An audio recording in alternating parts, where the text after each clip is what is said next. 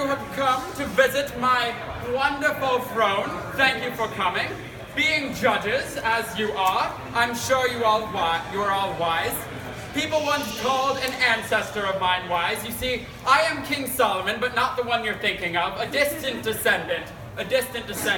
And my throne is much, much better than my predecessors. You see, my predecessor had boring animals. An ox, a peacock, anyone can get those. You can find them anywhere, in any supermarket. But we have procured for this throne the finest mythological animals and beasts from all the lands of the earth. You see, starting at the bottom step, from Greece, we have a chimera and Cerberus, a classy Cerberus at that because he's smoking a pipe.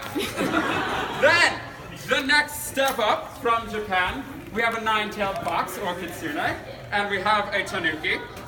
Then, the next step up, we went to the wonderful land of Scotland, and we have the ever-elusive Loch Ness Monster. We managed to persuade her. Then we have a kelpie, which is sort of like, if you haven't heard of it before, a mythical lake-dwelling horse which eats children. Then the next step up, we have beasts from Norse mythology. We have Ratatoskr, the squirrel that runs up and down Yggdrasil, the world tree, delivering messages. And we have Serimnir, the giant boar that is killed and eaten every night by the gods of Asgard, and then it's revived in the morning. It's a very gruesome existence. Next step up, we have creatures from Persian mythology. We have the Karkadon, which is it's sometimes referred to as the Persian unicorn, but it's not quite a unicorn. It's closer to a rhinoceros. And it is certainly more aggressive than a unicorn. Then we have an even more aggressive beast, the Manticore, which some people think originated from Greek mythology, but it didn't. It originated from Persian. And Manticore, as you may know, likes to eat people. Then, the final step, oh, my beard fell off. Then the final step, we have creatures, the most magnificent of all, from China. We have you a lovely phoenix and a great dragon, both great and powerful beasts that we managed to tame and bring onto this throne. And then you will see at the top we have a replica Black Panther bequeathed to us by the King of Wakanda, the Black Panther.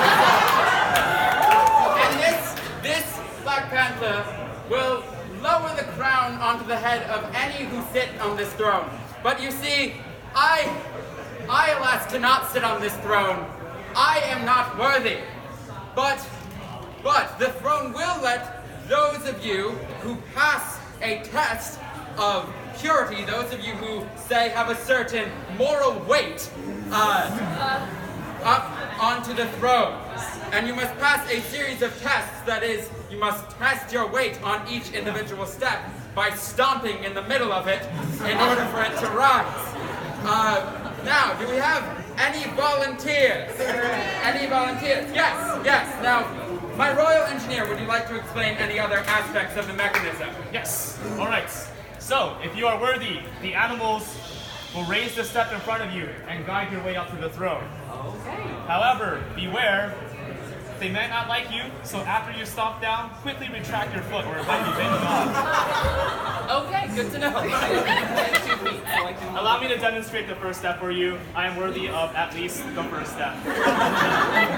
Congratulations. So, stand middle, quick stomp. Yep. Touch your weight off. You go back and forth. You can go way off. And as you ascend the glittering steps, certain messages will reveal themselves to you. Like, for instance, this step has revealed the name of our great benefactor, Karl Marx. This step currently says my name, King Solomon, in Hebrew, but will reveal a message to you once it is stepped on. And so,